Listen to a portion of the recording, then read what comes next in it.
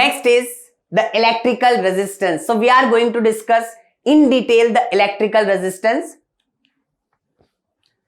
It is the property of a substance by virtue of that it opposes the flow of the current in it. So basically whenever the flow of the current is happening, there is some opposed to the electron, and that is basically the how much collisions will happen and all. So that depends, and that depends on the material itself. So this is the property of the substance, and this is called the resistance. Resistance is like it is having a resistance. It is resisting the flow of the current. So this property is called resistance. Now, electrical resistance depends on size. What is the size of the conductor? Geometry. Geometry and size is the same thing now. Temperature and internal structure of the conductor. So how conductor is made up of, what is the material, right?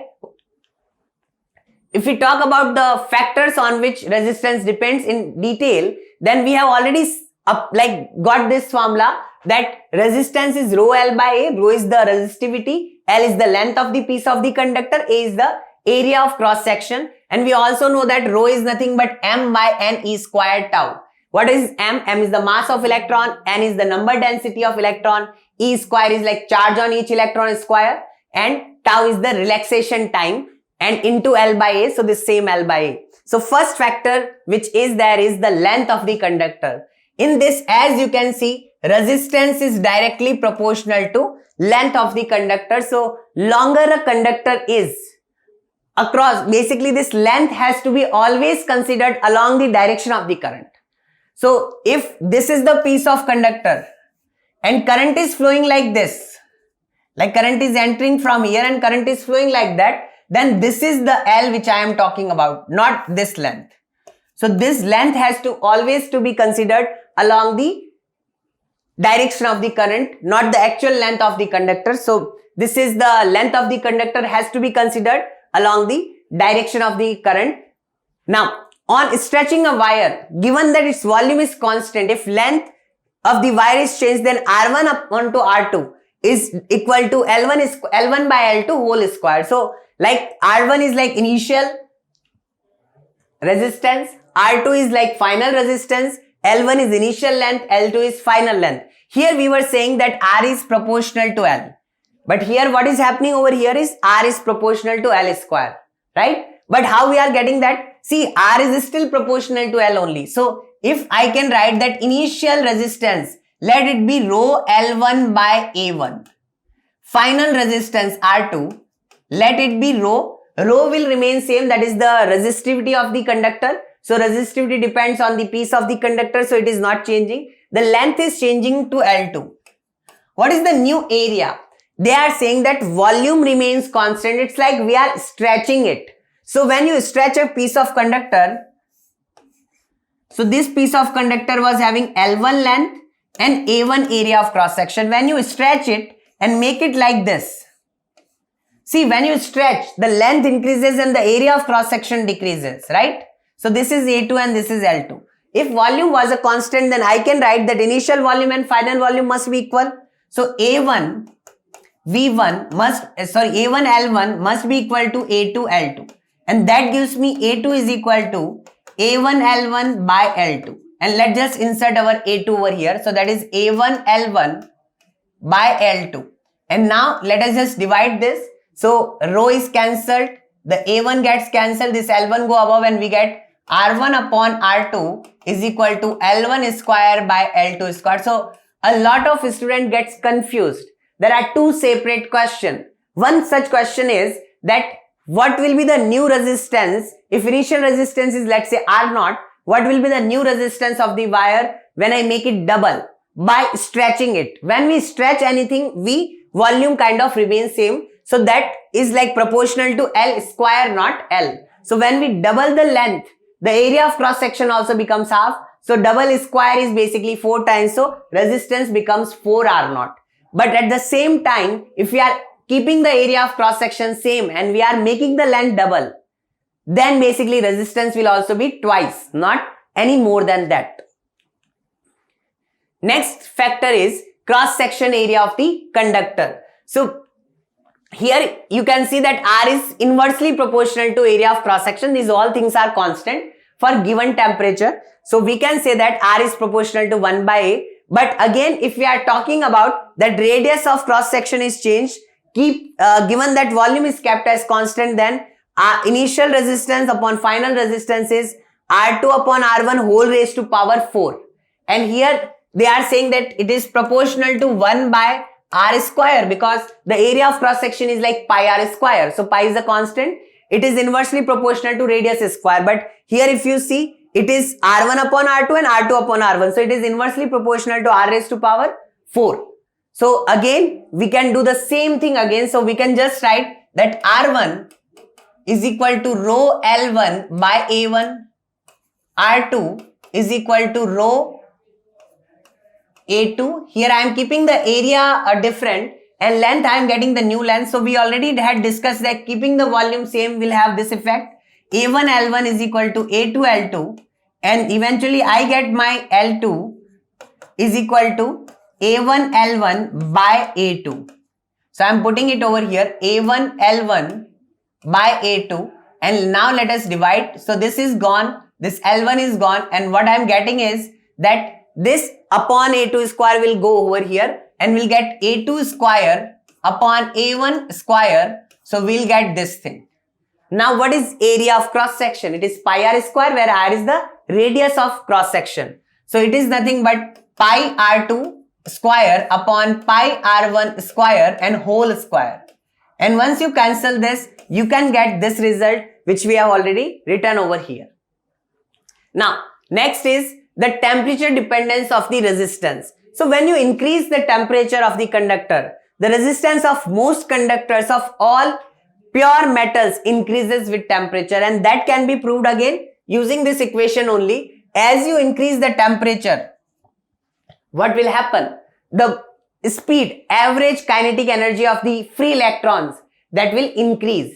Due to that, collisions will happen more rapidly, and when collisions is happening more faster, then what will happen? The relaxation time, tau, will decrease. Relaxation time was time between two successive collisions. So if that decreases, then basically when tau decreases, then we can say that resistance increases. So hence we can write the resistance of most conductors all increases with increase in temperature. But there are some other exceptions as well. In carbon, the resistance decreases with temperature. This is not a metal, but there are like other things might also happen that resistance might decrease as well. There are also some alloys where there is no change in the resistance with the temperature. So generally we talk about the conductor and conductor only. We do not talk about the other things. But if it is asked, you should always know that there are other things as well. Now let R0 and R be the resistance of a conductor at two different temperature, R0 at 0 degrees Celsius and R at theta degrees Celsius. Then the relationship between R0 and R, that is resistance at 0 degrees Celsius and resistance at theta degrees Celsius, is given by this expression, which is R is equal to R0 1 plus alpha theta. Here what is, see, R0 is temperature at 0 degrees Celsius, R is temperature at theta degrees Celsius, and this theta is the temperature itself. 1 is 1. What is alpha? This alpha is called the temperature coefficient of resistance. So this is a new thing. I think most of you have seen this formula, that L final is equal to L0 1 plus alpha delta T. This is a similar expression for resistance as well. So like final resistance, original resistance 1, but this alpha is the coefficient of linear thermal expansion, and this is the increase in temperature. Here also it is increase in temperature. So they are pretty similar formulas, and this alpha is called the coefficient of linear thermal expansion, while this alpha is called the coefficient of temperature coefficient of resistance. Now the unit of alpha, what is the unit of alpha? If we see this, this is R is equal to R0 1 plus alpha theta. So if we make this R0 moves over, we get R by R0 is equal to 1 plus alpha theta. Now if you see, this quantity R by R0 is a dimensionless quantity because it is a ratio of two resistance. It won't have any unit. One is also not having any unit. So this term should also not have any unit. because all the terms, they should have same unit. If no terms is having the unit, then this particular term will also not have any unit. So alpha theta should not have any unit. What is the unit of theta? Either degrees Celsius or Kelvin. So alpha is either per degree Celsius or per Kelvin. You can write any of its unit. You can use this as well as this. Now, let R1 and R2 be the resistance of a conductor at temperatures theta 1 degree Celsius and theta 2 degree Celsius. Then, we can write that R1 is equal to R0. R0 is still temperature at 0 degree Celsius. 1 plus alpha and then theta. So, theta is like theta 1. Same thing can be written for R2 also. R2 is temperature at theta 2. Resistance at theta 2 temperature. So, R0 1 plus alpha theta 2. And now what I am going to do is I am simply dividing them. When you divide them, this is gone. And now we get R1 upon R2 is equal to 1 plus alpha theta 1 upon 1 plus alpha theta 2. So, I can basically do componendo and dividendo. Once I do that and solve it for alpha, I get alpha is equal to R2 minus R1 upon R1 theta 2 minus R2 theta 1. So, this is the expression for alpha which we get. And in this expression can also be used to find if one of the R1 or R2 or one of the temperature is missing. Now there is a question. This question says a wire is stretched. Remember, when we are saying stretched means we are keeping the volume same. We are not adding any new material in it. So it's double to its length. Then we need to find the new resistance if the original resistance of the wire was R. So we know that the length is becoming twice, but at the same time, to keep the volume constant, the area will become half, and hence we know that due to this the resistance will become twice, and due to this resistance will become more twice. So we know that final resistance will be nothing but 4R. So when you can also, like, this is one way to understand. Other way, you write proper things. You write the original resistance. R is rho, let rho be the resistivity L by A. The final resistance is rho 2L, that is the new length, divided by new area, that is A by 2. And that is 4 times rho L by A. And that gives me 4R. So resistance becomes 4 times the original resistance. So this is one way or this is one way. You can do any of the method. Next question says, the resistivity of the ferric chromium aluminium alloy is this. So rho is this. A sheet of the material is 15 centimeter long and 6 centimeter wide, as you can see in the figure. Now they are saying and 0.14 centimeter thick. Determine the resistance between opposite ends. And next option is determine the resistance between opposite faces. So when we are talking about opposite ends, basically we are talking about these two. Now, what is the resistance? Resistance is rho L by A. It's just that you have to be very careful about the length and area of cross section. Rho is already mentioned. So rho is 51 into 10 raised to power minus 8. The length is this length because current is flowing like that. So it is 15 centimeter. What about the area of cross section? See, when current is flowing, it is having this area of cross section. So this is 6 centimeter and the width is simply 0.014. So this width is 0.014 centimeter. Just multiply these two and get the area. So this is 84 into 10 raised to power minus 2 and minus 3. Minus 7 meter square. So I kept all the things in SI, and now once we solve it, we can get our answer. So let us get the answer for this, and that comes to be 51 into 15 divided by 84, and that gives us 9.1, and 10 raised to powers they will be basically 7 powers will be cancelled out. So we'll just have -1 over here. So 9.1 into 10 raised to power -3, and the resistance will be in ohm. So this is the resistance.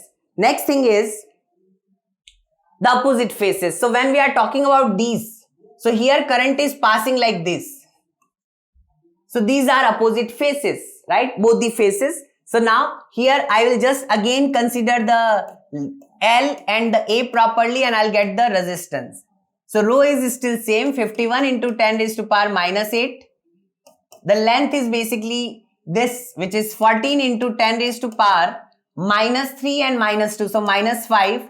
And the area of cross section is basically 6 and 15. So 90 centimeter square, so 10 raised to power -4. And once we solve this expression, then we get 51 into 14 by 90. So that is 7.9, and the 10 raised to power 8, this is -4, so we are left with -1, so 10 raised to power -9 ohm.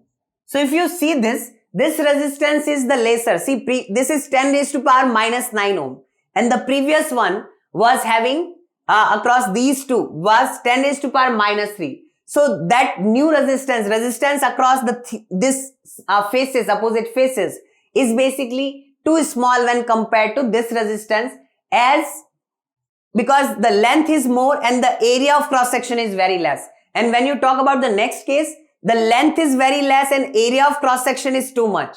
So that's why there is a lot of change in the resistance. So always remember, the length has to be considered along the direction of the current. So here current is going like through the phases.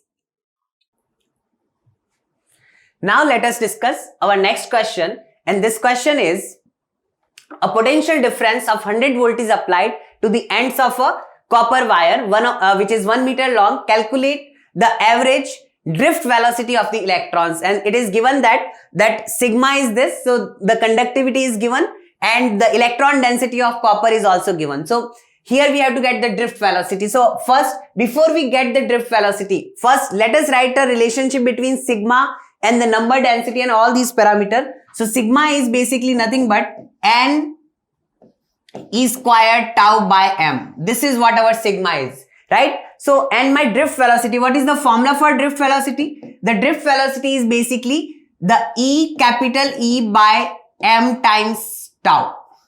So this is my drift velocity. Here if we say that electric field is not given, now what I can do is I can simply write this as NE, and 1E and tau I am leaving this side, divide by m also over here. This divide by m, I am just multiplying with this E and I am dividing with this E. So what is this? This is eventually my drift velocity. So drift velocity and sigma we have already related now. Now it is just electric field which we need to get. Now we have already know that V is equal to the electric field into distance, or electric field is basically V divided by the distance. So what is the potential difference? Potential difference over here is 100 volt. So 100 volt divided by the distance. Distance is nothing but length of the copper wire, which is nothing but 1 meter long. So answer is, this is like electric field is 100 volt per meter. So the E value I can substitute. So E is just 100 volt per meter. The N is basically mentioned over here, and sigma is mentioned over here. This is sigma. And once we put N, sigma, E, electric field, and then E is what? The elementary charge, 1.6 into 10 raised to power minus 19 coulomb. And this is my drift velocity. So drift velocity is nothing but, this is sigma E by N small e. And all these values are known. Hence we can get our drift velocity. So this is how this has to be done.